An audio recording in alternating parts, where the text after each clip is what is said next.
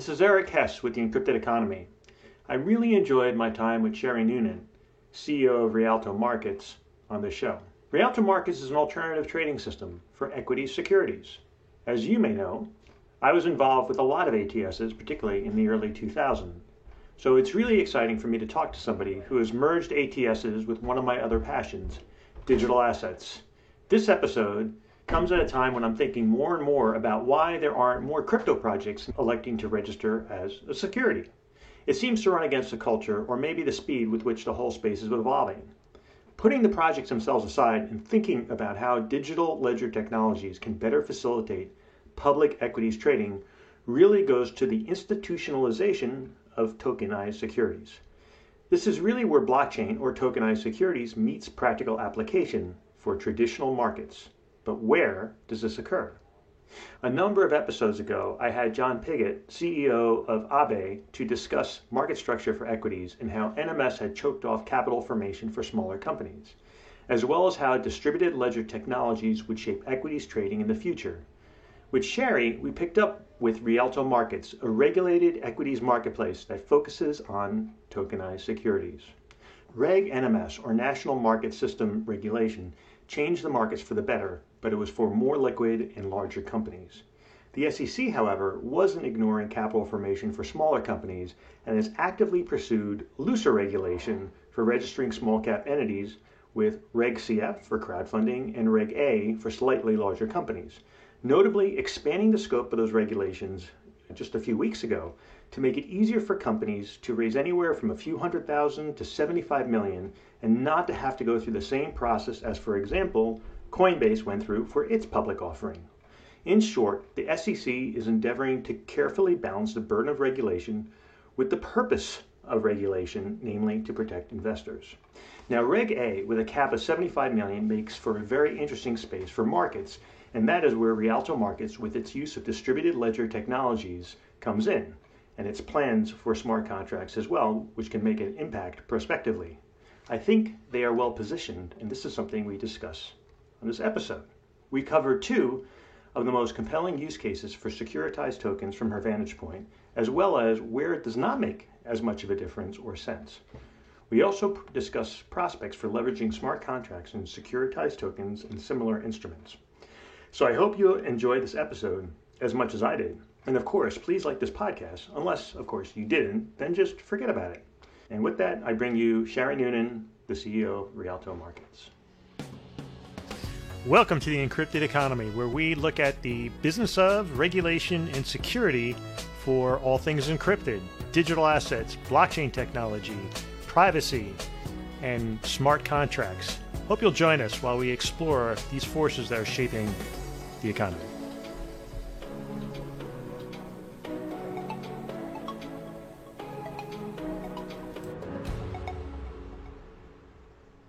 So, this is Eric Hess with the Encrypted Economy, and today I'm really excited to have Sherry Noonan from Rialto Markets on the show.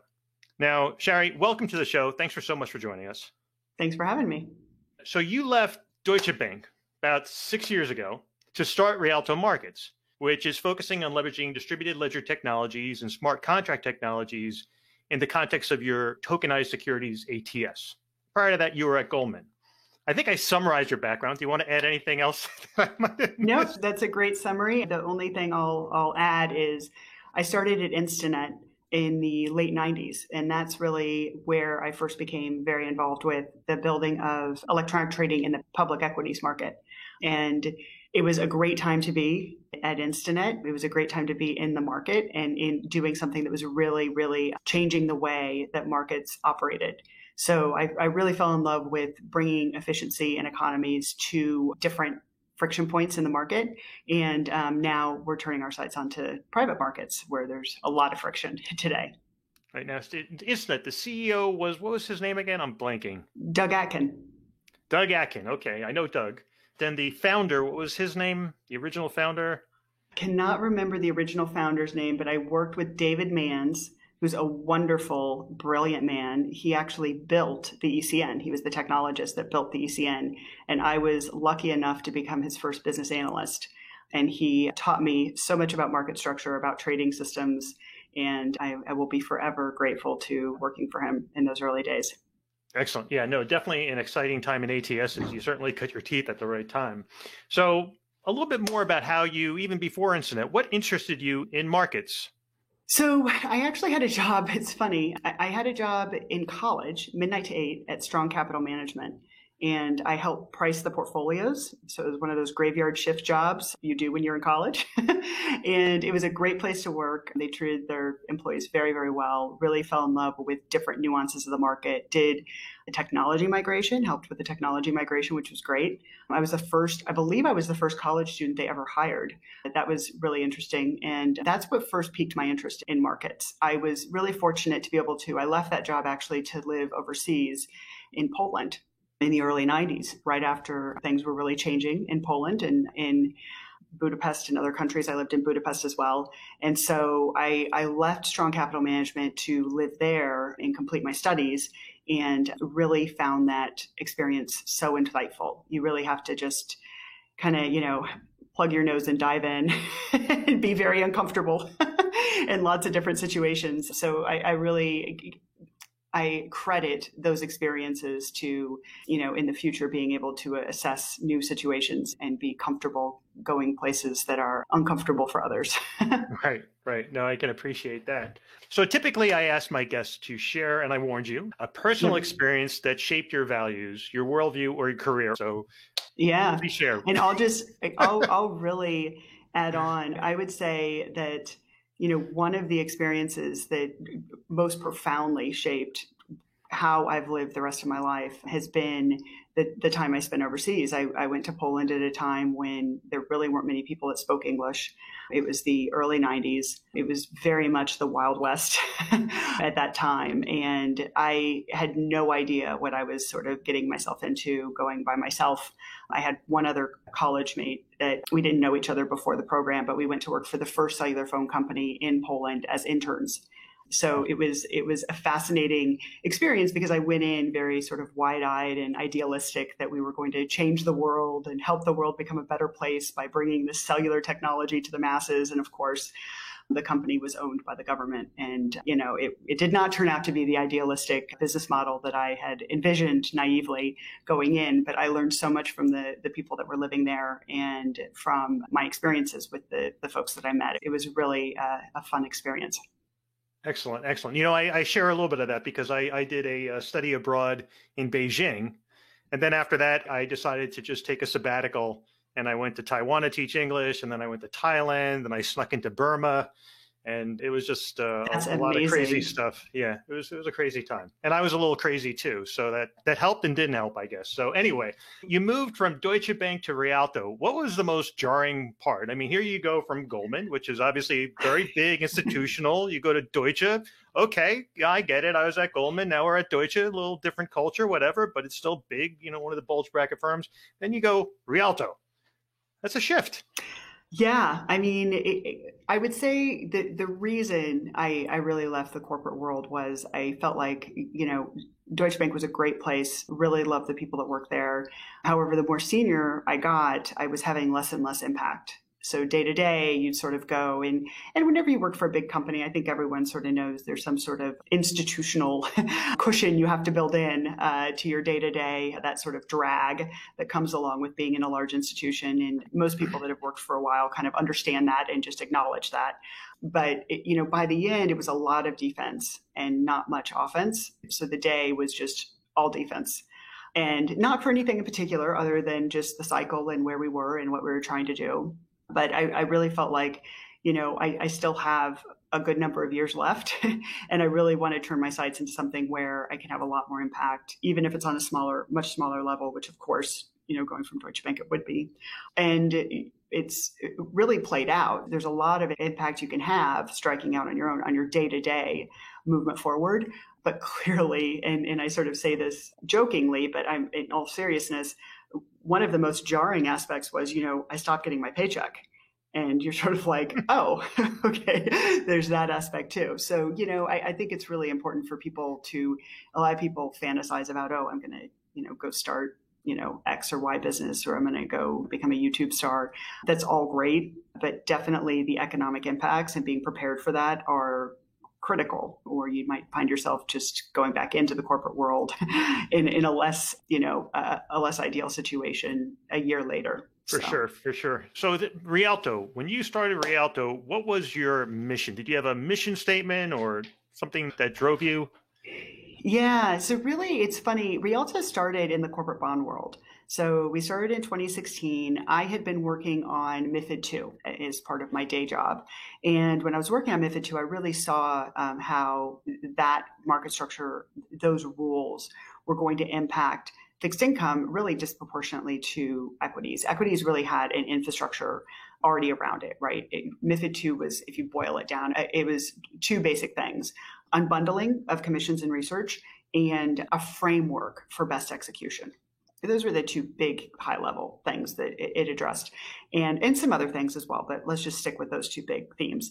And the first, equities was very familiar with commission sharing arrangements, unbundling research from commissions, and handling the mechanics of that, whereas fixed income, really those two things are intertwined. The sales traders really providing the research, providing the characteristics of the security you're looking to purchase, as well as being the trader, the execution component of it. So it was really linked very closely. And then in the same way with equities, the concept of best execution had been, was very well known, and there were lots of frameworks that companies would employ around that. And I had seen in the equities world, actually employing a best execution framework drove more trading to be electronic because you needed to capture all those data points to be able to evaluate your trades. However, when I would talk to my colleagues in fixed income, we would go back to, almost the 5 stages of death. First denial was sort of, no, there's no way we could possibly capture best execution. These are very unique trades you don't understand, which are all things that I heard on the equity side before we had to actually establish the criteria. So it's really, people were struggling with how they were going to actually capture information and measure how they were doing. So I thought this is a really big opportunity for the industry in general to move forward from an electronification standpoint. There's a lot of friction in the corporate bond world, and there'd been a lot of money that had been poured into corporate bonds. So we started it. We got our broker-dealer license, our alternative trading system license in 2017.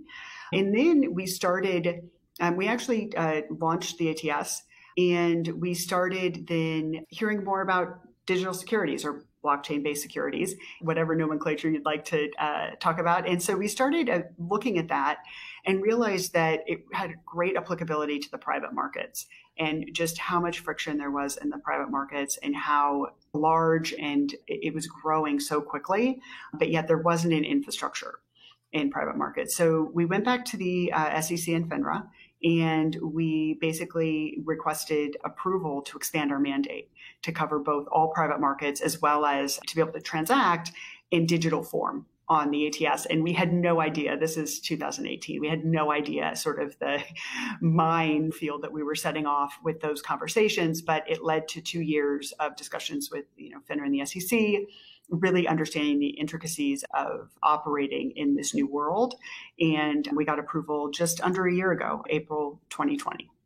And for the benefit of the listeners who may be less familiar with what an ATS is, now MiFID, of course, it's the European, it's sort of the European equivalent of Reg NMS, right? We had Reg NMS in the US, they had MiFID in Europe. You work for Deutsche Bank. I guess it's even more integrated from an international perspective, even than equities, right? I was actually the COO at the time for global equity trading. So I was on the equity side of the house. And when I would go to London, my boss, who was the COO for the whole securities division, would ask me to connect and collaborate with my fixed income counterpart. And if you can think about it, equities is like, sort of in general, you've got your different desks, but in general, everyone sort of understands each other's business and it kind of flows, right? There's usually one equity trading sales force. Then you have different divisions, whether that's macro desks that are dealing with portfolio trading themes or micro desks that are dealing on individual stocks. But in general, everyone's communicating. I just have this visual of walking downstairs one floor to the fixed income debt floor, and it was all pods, right? You had, rates in one pod, and then you have mortgages in another pod. And people were very focused on their own business lines. and really didn't know or share as much in terms of the businesses. You couldn't leverage as much of the technology or the infrastructure that you could upstairs in equities, right? So I would talk to my counterpart, and, for probably a better part of a year, he kept saying, we're not doing MiFID. That doesn't apply to us. And I remember I'd say to my boss, I think they are doing MiFID. So finally, this whole denial, I think finally, the business units understood the scope. That's what always happens with these market structure rules, right? They come out, people need to really dive in to understand what the rules are, how they apply, what kind of plan you're going to have to move forward within the bounds of the changes. But, I don't think my experience was very different from most of the banks across the street, where, it took the fixed income folks a while to just understand how the world was going to shift and change. And now you've got this, which is very much the same thing, right? You're trying to convince the world of another big change, right? That's the parallel to MiFID. There you go. So an ATS, alternative trading system, for the listeners who are not familiar, contrast it with the full board exchange license. What is an ATS? Absolutely. So I started working on ATSs in the early 2000s, and really it was regulation ATS that established the framework for ATSs. And they look like and operate like an exchange. However, they are exempt from registering. And the real difference on a day-to-day basis, we have rules on engagement. We have rules for different issuers to be able to come onto the ATS. We have rules for the subscribers and investors that come onto the ATS. But the real difference is we aren't a self-regulatory organization in and of ourselves. We report, for lack of a better term, up to FINRA. FINRA regulates is the self-regulatory organization over all broker-dealers. We also have, if I think about reporting, a dotted or hard line up to the SEC. So everything that we do, we report to the SEC. So if we were to be running a business and we wanted to start a new business line, we would basically need to go to FINRA, depending on how big that business line change is, and request approval, as well as to the SEC and request approval to do that. At the same time, exchanges are member-owned and ATSs are not member-owned. That's another difference, but the big macro difference is we report up into FINRA, and we have to notify and get not approval, but we have to notify and make sure that the SEC is comfortable with everything that we're doing on a business basis. That's a good explanation. So I was actually, for the listeners, I was a general counsel for an exchange, general counsel for an ATS, and I was for a bunch of ATSs, but I figured for the listeners, make sure they're on board. And what's interesting too is ATSs have this tendency to expand and contract the pool of them, meaning when market structure changes, the ATSs that are nimble, because they can actually do things easier to some extent than exchanges. Exchanges have to file these rules with the SEC, wait for them to be approved. It's sort of like trying to steer just a massive freight liner. You have to change, it takes a while to steer it. If you see an iceberg and it's right in front of you, you're dead, right? But ATSs, they're smaller ships. They can adapt more readily. And so what you see is when market structure changes, you get a proliferation of more ATSs taking advantage of changes and shifts. And then there's always seems to be this consolidation where the exchanges suddenly start buying them, or they get, they become exchanges themselves. And then, then the whole process starts all over again. And so do you see that happening now with securitized tokens? Absolutely. So, if you think about it, the ATS list is generally about 50 ATSs long if you go to the SEC website and download it. And, if I would have gone there a year ago, maybe 2 years ago, you would have seen 75% of the ATSs would have been housed within large broker-dealers. Most large broker-dealers had an ATS, and that's where I built a majority of the ATSs that I'm familiar with. However, if you were to go to the SEC now and download the ATS list, there are so many fewer broker-dealer ATSs because, again, to your point, it doesn't make business sense. For some reason, for one reason or another, they've gotten out of that business, right? And what you do see is there's still about 50, and they're much more skewed towards private markets, towards digital securities. And I think that's just going to expand over the coming, months and years. Right. And I think ATS has also shrunk within the bulge bracket firms because of regulatory issues with dark pools. A lot of sensitivity to dark pools, and a lot of the big bulge bracket firms said, okay, forget this. Everything we're doing is tainted. We're running into all kinds of problems with the SEC and FINRA. We're done. We can't do this. We're just going to send it to somewhere, some third party, because it's too much risk. And so now here, it also changes the whole process all over again. So smart contracts, you also look to deploy smart contracts into your marketplace. Tell us a little bit about what smart contracts are in the context of what you're trying to do. Yeah, so really smart contracts are simply triggers. I can kind of boil it down to triggers that are automatically affected upon certain rules being met. So if you want to think about how painful it is to own a paper-based contract, and every time you're supposed to get a dividend, you get a check in the mail for 15 cents, or you have to call and try and get your money, there's a lot of friction associated with that. However, if you've got a security that's digitized and there are automatic triggers upon whether it's certain milestones being met or certain events happening or quarterly, those flows can really be automated, one, but two, can be automatically sent to certain destinations, really, removing a lot of the friction points that exist today. Excellent. Somebody else described the smart contracts to me as neither smart nor contracts. But they are automated triggers that can occur. Like I think you mentioned in one of our calls, escrow. Like they're perfect. Like you have an escrow release event, boom, it happens automatically. It provides assurances to all the parties. There's no party, acting, but you still have to ensure that there's a framework which can find itself executable through the smart contract. If it's, so there's a lot to that. So for securitized tokens, optimal use cases. So we've really seen two use cases. So I'll first start off by saying, when we looked at use cases, we really tried to look at those use cases that were fairly aligned with traditional finance.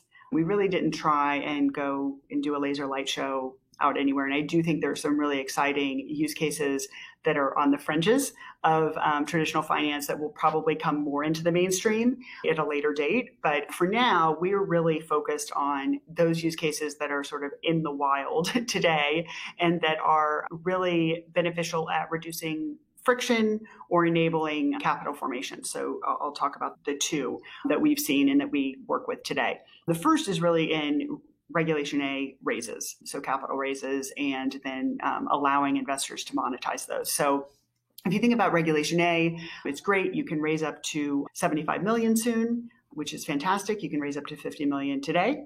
And so that allows a company to raise significant capital, 50 million, 75 million is fairly significant, from the general public. So it's a public offering, but within the confines of a private company. It's an interesting product, right?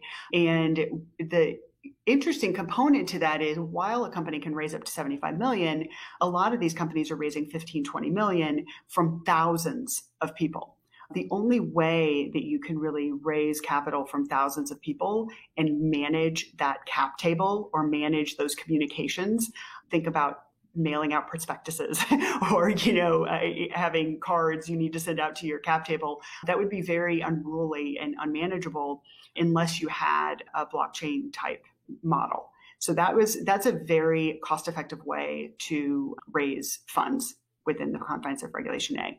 And we work with a lot of Regulation A companies, and they also come onto our ATS, both in the primary sense, helping them raise the funds, and then on the secondary sense, coming onto the ATS because they really want to offer their investors the ability to monetize. So if you think about it from an investor standpoint, why would an issuer want to offer this to their investors? It's because, one, they can say, you don't have to lock up your money until I go public or until I have an M&A event. And hopefully that lessens any pressure to do those things too early. So that leads to my second use case, which is fractionalized real assets.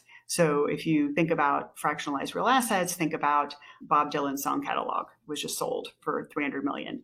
If you think about, they could probably have fetched a much larger price if they would have gone out to the public and offered even a slice of that to fans. A lot of fans I know would probably have paid a lot of money to get a piece of Bob Dylan's catalog and royalties associated with that.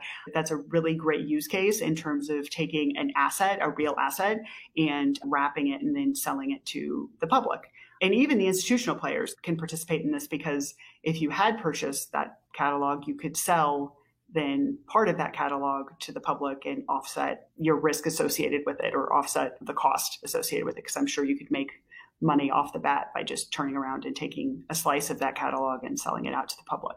And there's clearly a lot of demand recently for fractionalization and digital art, which is also on the rise. We also talked a little bit about the efficiencies you guys are experiencing for AML, KYC. Do you want to expand a little bit on that?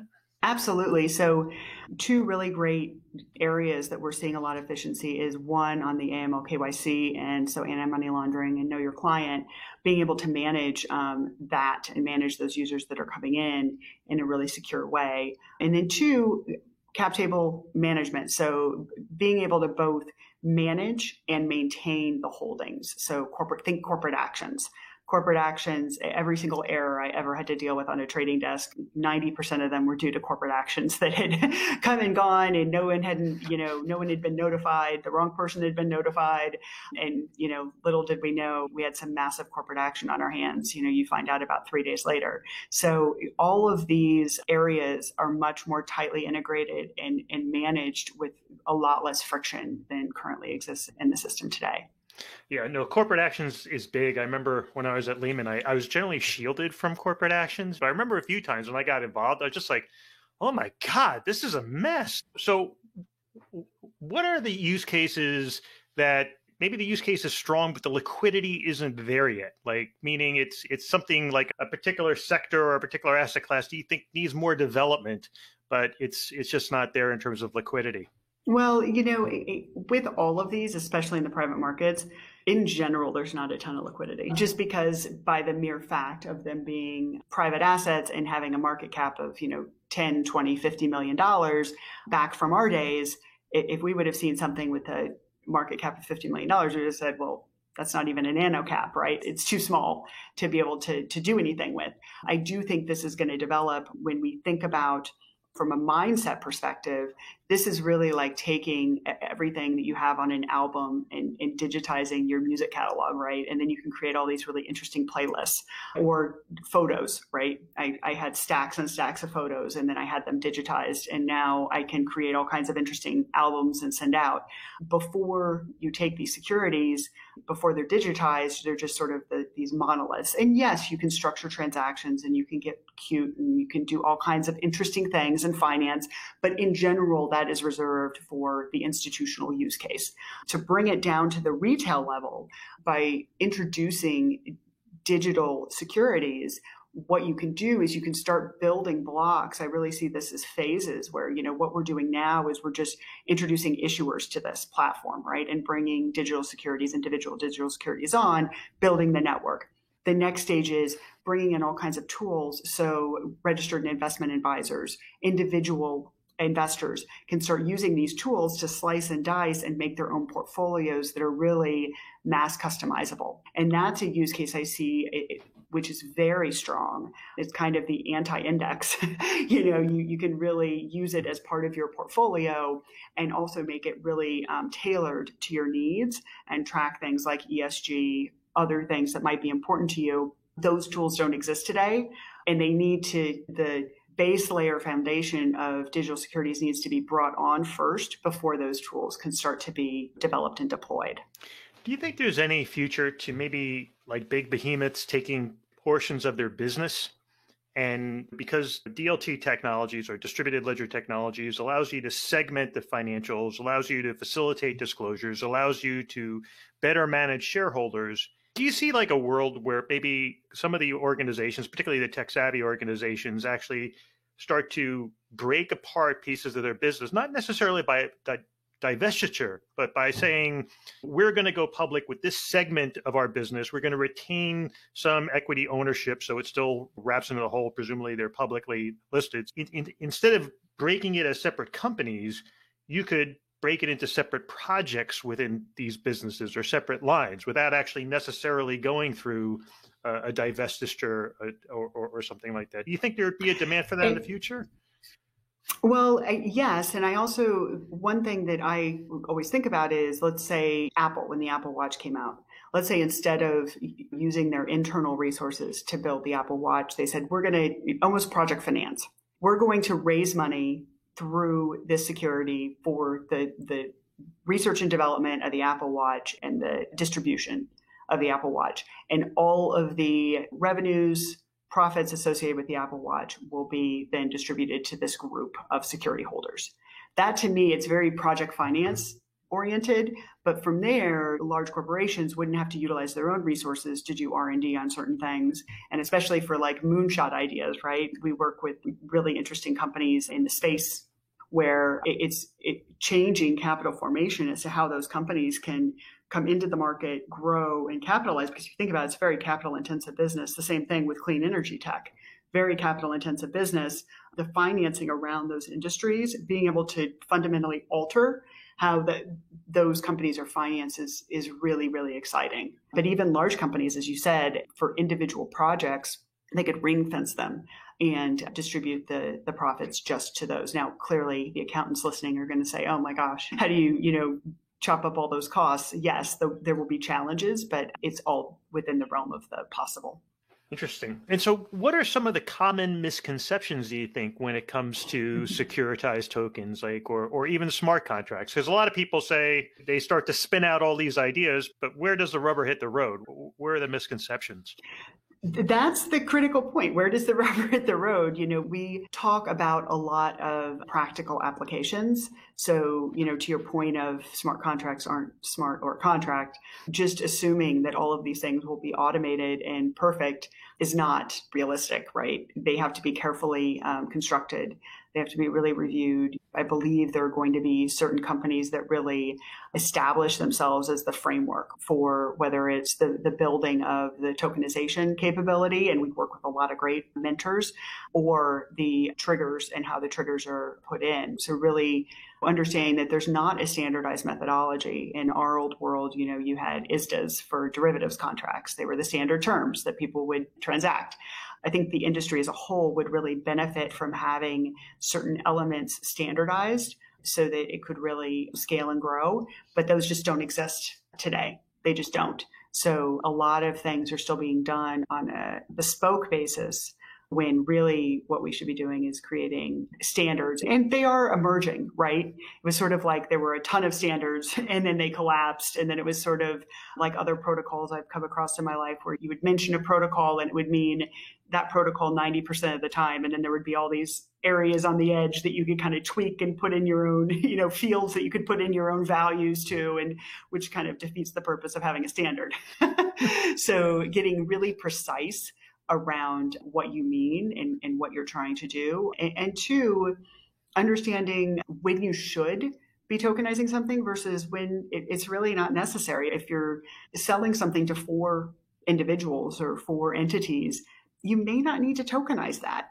And, we've seen a lot of people, unfortunately, that have gone down the road and spent a lot of money in the design and tokenization. And at the end of the day, they found their investor segment either didn't care, didn't want it tokenized, or it really wasn't money well spent. And so really understanding the use case and making sure that it's something that's the right thing to do at this time. You might want to do it later, and that's great, but that's critical. Right. I know a number of years ago, the joke was that if you were raising money, just make sure that you were adding the word blockchain into your pitch. That's right. And you could get a higher valuation. These days, I'm not sure that blockchain, I think if you add blockchain to your pitch, you'll probably get at least anybody who's sharp in the room will say, well, what do you really mean by that? That's exactly right. And so where do you see the standards that you're talking about emerging? Where do you see them starting to form? Where do you see them starting to gel? Yeah, I mean, we've always seen certain areas like real estate that have been around for a while. And we work with a lot of companies on the real estate side, and they're doing some really great things and very innovative things in the digital securities world. We're also seeing, new types of business around things that haven't been able to be monetized before, contracts. I think that's a fascinating area of development, and we're starting to see rapid development there. And for me, it's really just taking the use cases today that have a lot of friction inherently in them and reducing them. So like, for example, I'll go back to the Reg A space. There's a lot of companies that are looking to raise money. You want to, because of the amount of money they're looking to raise, they really need to lower the costs associated with that raise as much as possible. And so that's a really good use case as well. And we're starting to see a lot of standards develop around that. And in the context of real estate, I guess there's some major players in the real estate space, obviously, and it tends to be maybe a lot more big fish than small fish. And so maybe is it that you have some of the biggest players doing things a certain way and everybody else coming in looks at them and says, we want to do something like that? Is that what's sort of driving that commonality? Yeah, I mean, I think you're seeing a lot of best practices be, whether borrowed or shared, start to congeal, which is useful. Right. I remember in 2017, I walked into a room full of real estate developers, and I was part of a presentation, but there was a lot of large companies in the room, and they were all looking at tokenization, and they were all sort of, I guess, trying to collectivize and approach it in sort of a similar format. Like they were viewing it as as synergistic in terms of collecting the information, even though they're competitive. But on some level, I don't know if real estate is truly as competitive as other sectors, because properties are so, I'll use the term non-fungible, but they're very distinct from one another, and people invest in different properties for different reasons. So it's funny, I was going to actually ask you about Reg CF, but you answered the question already. So Reg CF is crowdfunding, and the recent amendments to it is going to increase the cap from 1 to 5 million. It's going to change the accredited investment standards. But that may not be the most exciting space for securitized tokens because the liquidity isn't there with regard to any specific issue, right?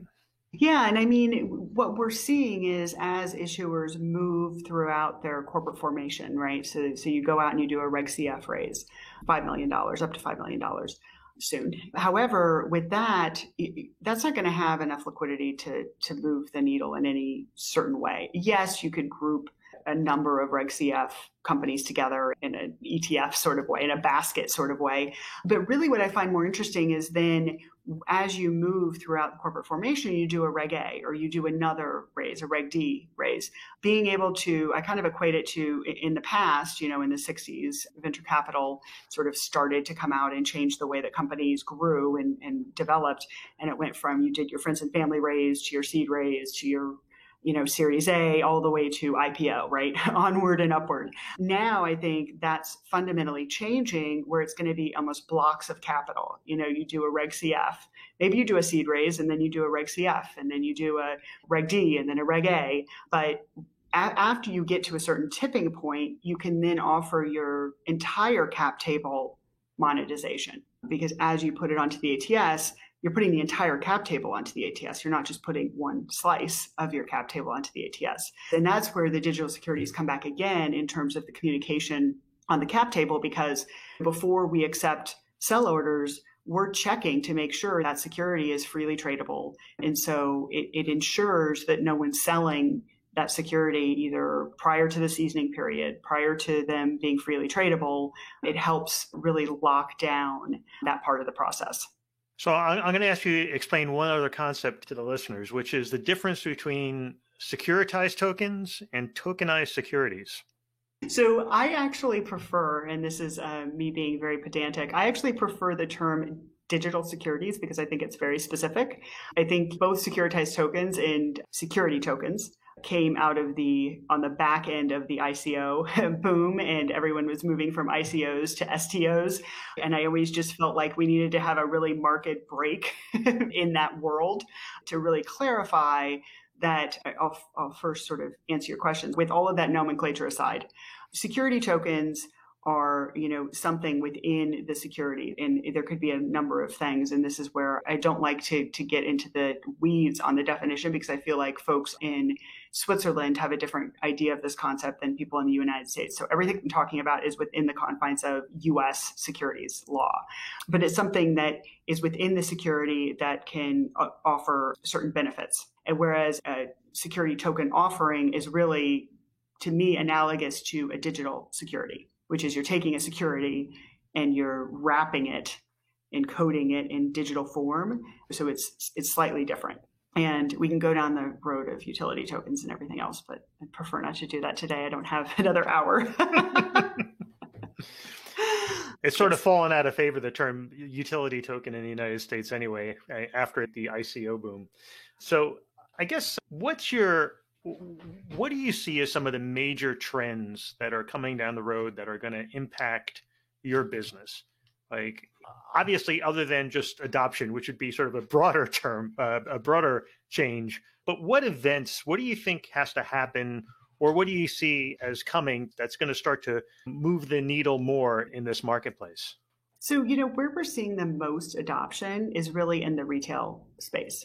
It's people wanting access to more options in terms of their investments. So whether that be higher yielding, whether that be exposure to different types of assets, and that's really what we're seeing driving the shift. And honestly, that's what excited me most about the Reg A space, because it's, you're dealing directly with the investor and the issuer and managing that relationship. So that's really where we're seeing a lot of acceptance and really embracing a new way of interacting with different types of investments. And what we're seeing in terms of the issuers is really sky's the limit. We're having people come to us with all kinds of very interesting things. And a lot of people that are coming to us on the issuer side, specialized in the area that they're coming to us with. So whether it's a yield product in mineral rights, right? Whether it's baseball cards, whatever it is, it can be wrapped, it can be fractionalized, and it can be offered within the bounds of the U.S. Securities Code. And that's really the key fundamental part. Everything we do is within the confines of U.S. securities law. So, clearly everyone works within the confines of U.S. securities law, but everything we offer is a security that's on the ATS. And what we're finding is a really great appetite, because retail consumers do feel comfortable knowing that it's a security, that's U.S. security, and the SEC is overlooking that. And the issuers are coming to us and starting to take, what they've done in their expertise for 20, 30, 50 years and directing their efforts at something very different, to be able to take their knowledge base and wrap whatever that is and then offer it out to a wide breadth of investors, which I find really exciting. It's interesting because, there's a lot of talk in the space about how do we make sure that our offering isn't a security, right? I'm using what's the Howey test? And right? And some of you are like, oh no, it might hit all the prongs of the Howey test, which is the test for determining whether something is a security, an investment contract, typically applied to digital assets. But what's interesting is with regulation A plus type securities, with even Reg CF, in many ways, the barriers to being a security aren't there the way that they used to be. In other words, okay, so maybe you are a security, but it's not the same difficulty level as doing a full Form S1, like Coinbase. That's a lot of work.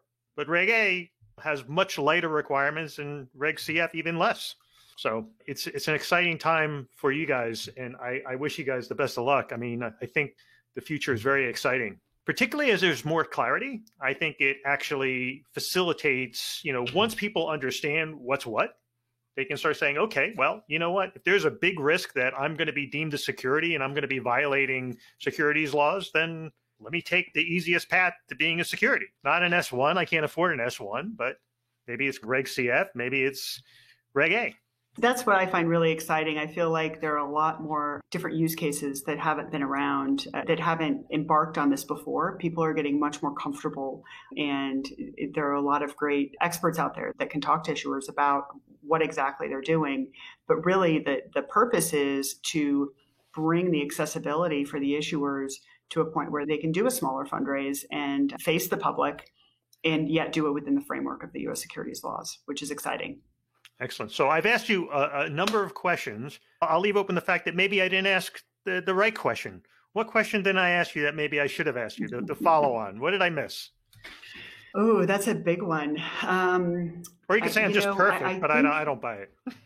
I think you're just perfect. I can't think of anything I can't think of anything that's been missed. The only thing that I would say is, you asked about areas that we're seeing a lot of traction in terms of the competitive landscape out there. I'd say what I get excited about is that there are a lot of platforms that are coming out, And to me, that's a sign of a really healthy marketplace. I mean, you were in the ATS business too. So the more platforms that are out there, if we're the only platform that's out there, that's not a good sign. Right. So, the key is to really have quality competition and platforms that really you can work together with, because everyone's going to have their own specialized area and function. That's right. Rising tide lifts all boats, right? So That's excellent. Right. So if people want to find out more about you or Rialto Markets, where should they go? Yeah, you can find me on LinkedIn, Sherry Noonan. You can also go to rialtomarkets.com. Excellent. Sherry, thanks so much for joining us on the Encrypted Economy today. You're a great guest.